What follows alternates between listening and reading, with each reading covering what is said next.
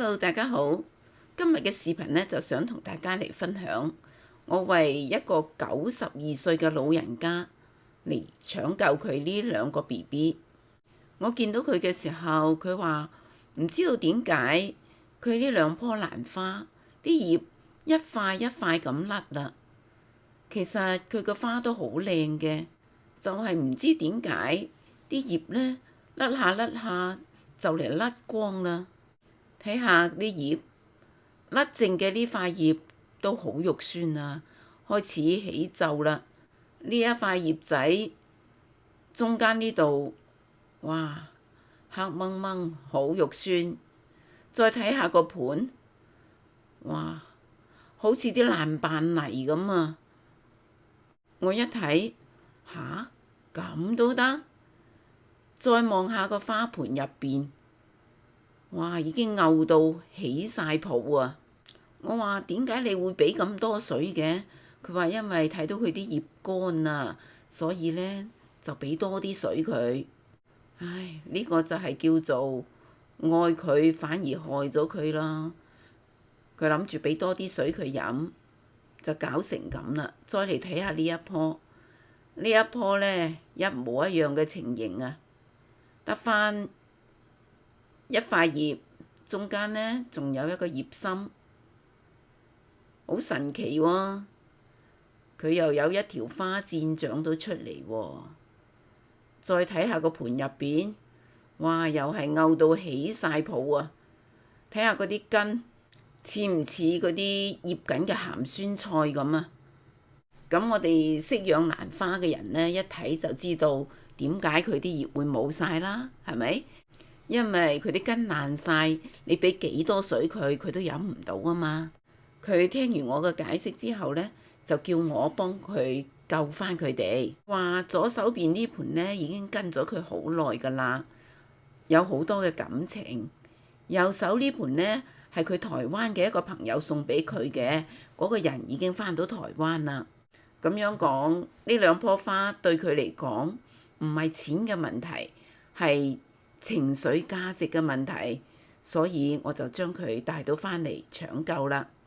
由於佢咁濕，我就用個膠袋接住先，然後先幫佢脫盤，捏一捏個周邊先。哇！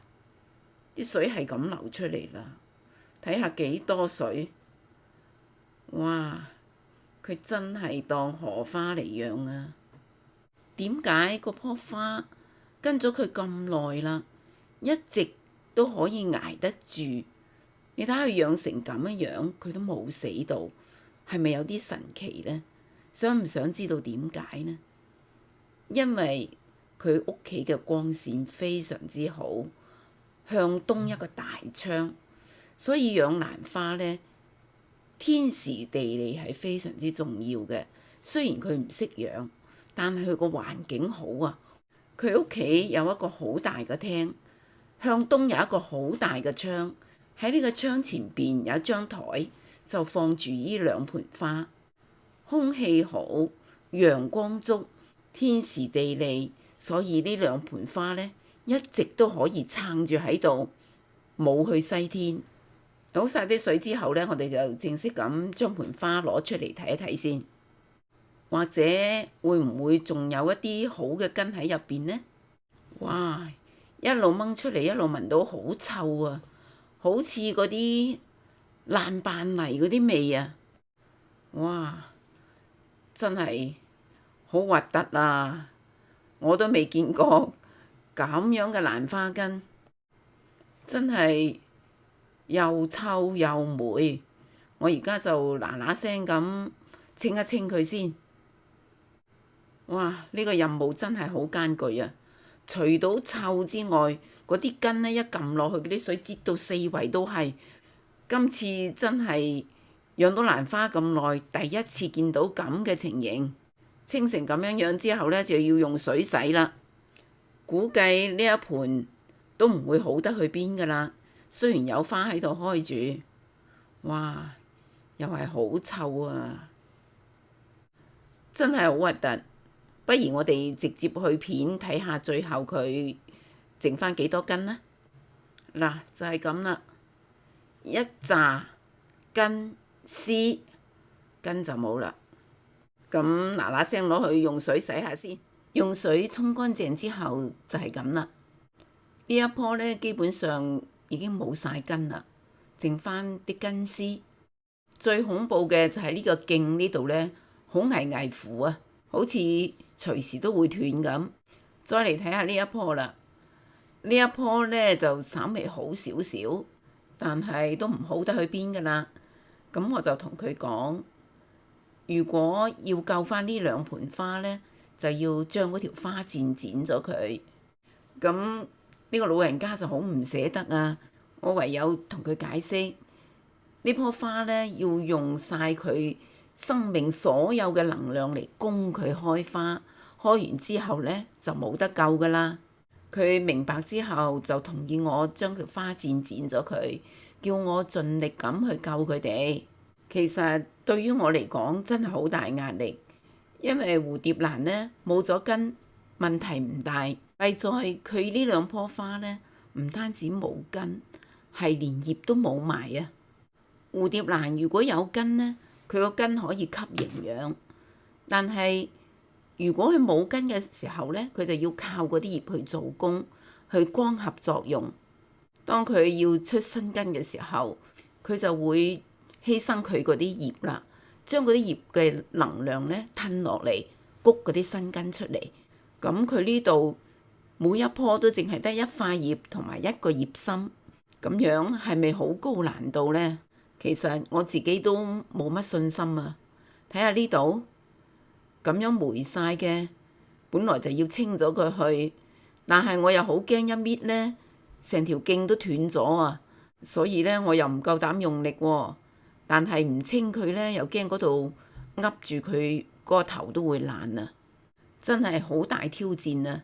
而且花嘅主人已經92歲，我真係唔想令佢失望咯。呢個係寄託住佢好多嘅情緒價值喺入邊，我好想幫佢救。呢個咧真係個大難題啊！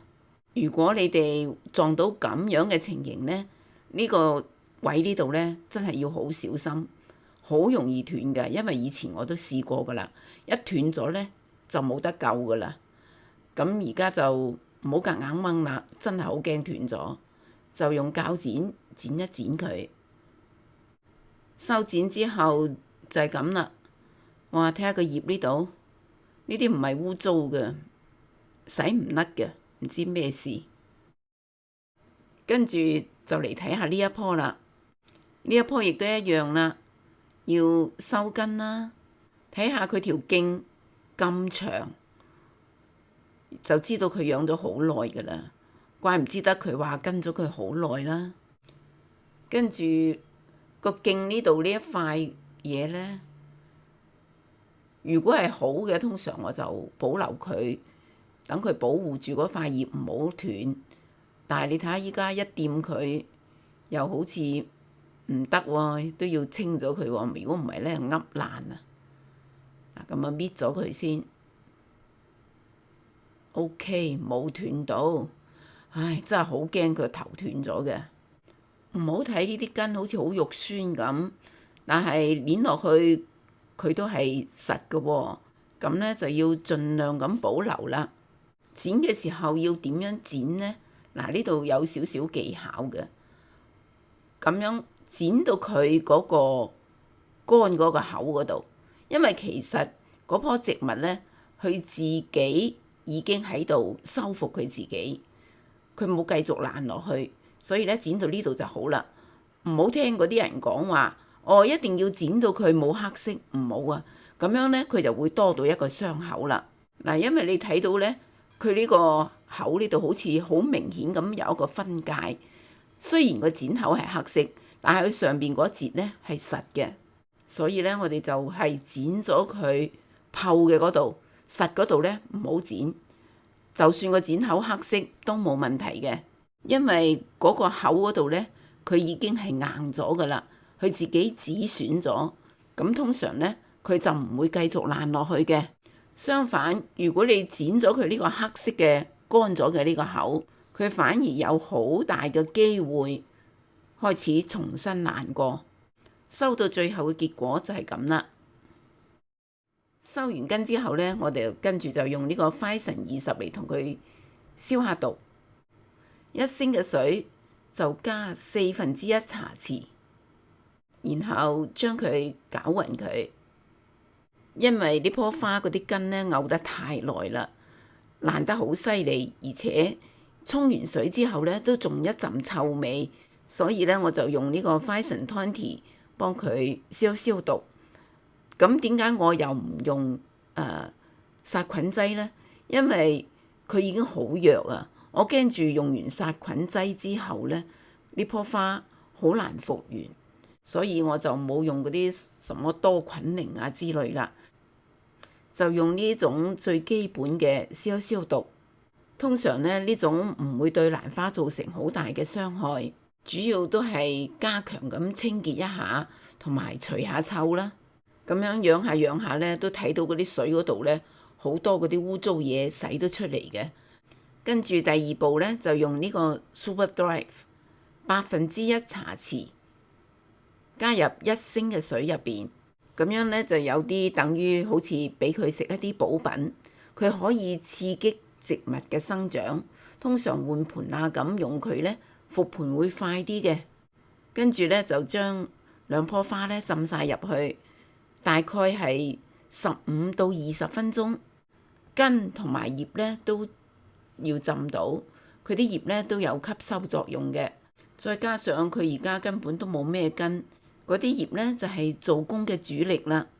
等佢喺度浸20分鐘，完咗之後咧就咁樣調轉，等佢晾乾，等個葉心唔好積水。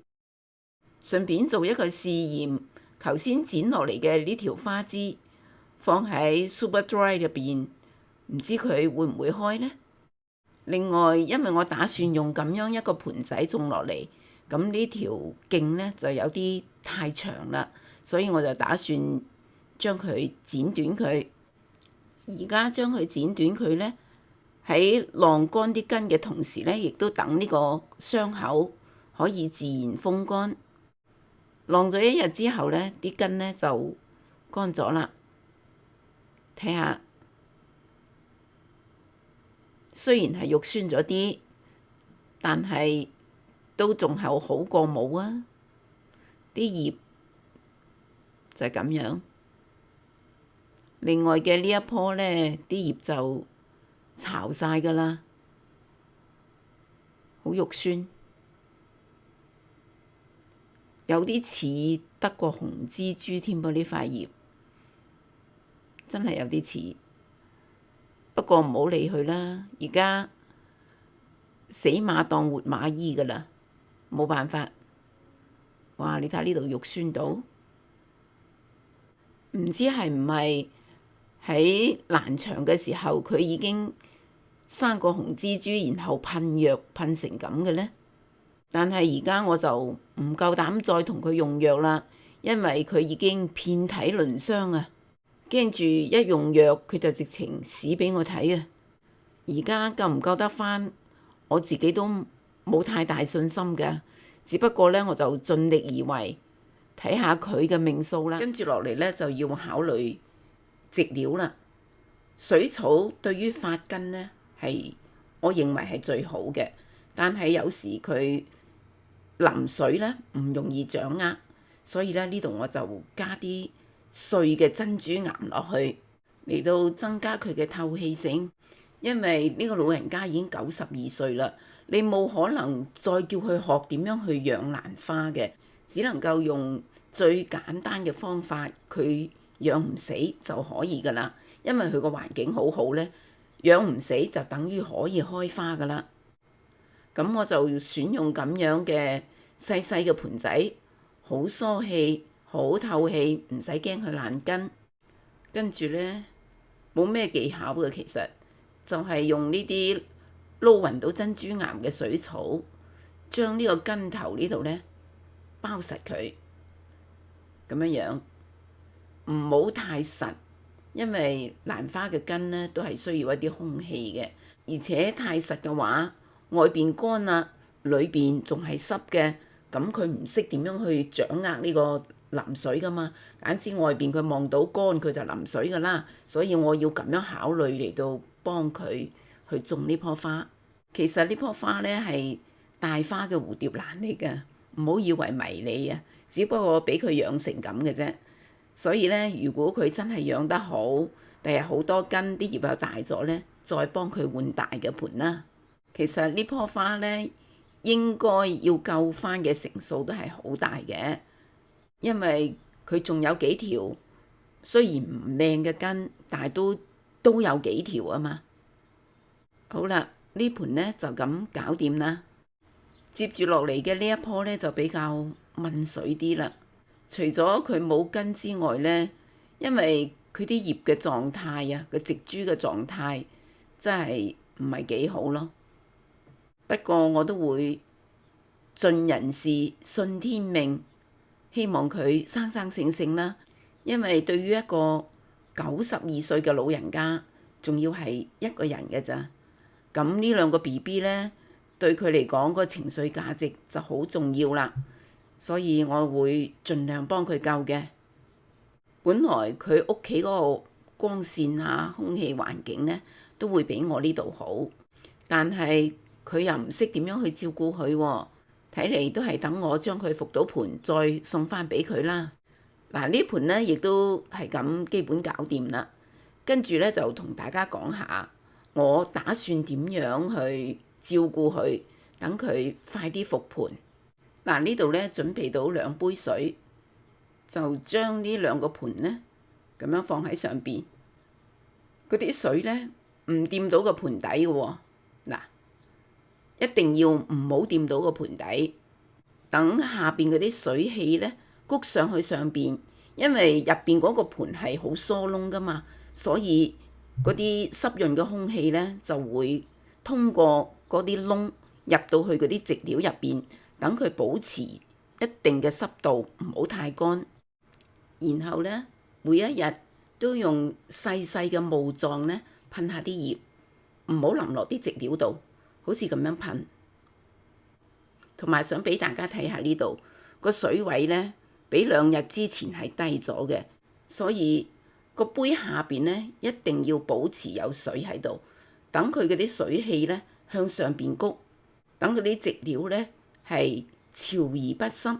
至於噴霧喺啲葉嗰度咧，就係一嚟等佢唔好太乾啦，二嚟係話俾佢知有水㗎，你要生啲根、生啲腳仔去揾水飲啦。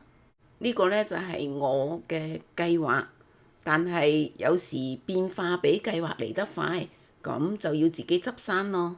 希望佢順順利利咁復盤。今日嘅分享就到呢度，多謝收睇。再見。